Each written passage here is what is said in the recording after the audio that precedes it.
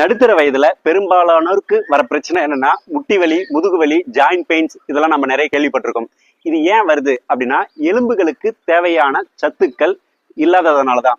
இது ஏன் கம்மி ஆகுது அப்படின்னா எலும்புகளுக்கு தேவையான கால்சியத்தை சேமிச்சு வைக்கிற கால்சிட்டோனின் அப்படின்ற ஒரு ஹார்மோன் குறைவாகிறதுனாலதான் இந்த பிரச்சனை வருது.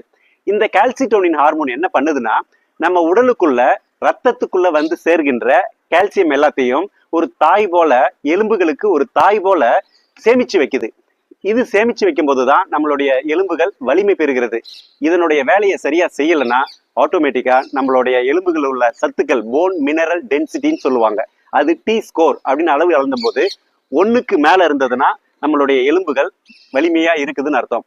1ல இருந்து -1.5 வரைக்கும் அப்படி இருந்ததுன்னா ஆஸ்ட்ரோபீனியா அப்படின்ற ஒரு கண்டிஷன்ல இருக்குன்னு அர்த்தம்.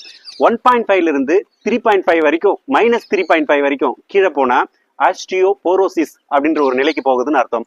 இந்த ஆஸ்டியோபோரோசிஸ் அந்த நிலைக்கு போயிட்டா நம்ம சும்மா லைட்டா ஏதாச்சும் தடுக்கி விழுந்துட்டாலுமே கூட இமிடியட்டா போன் ஃப்ராக்சர் ஆயிடும்.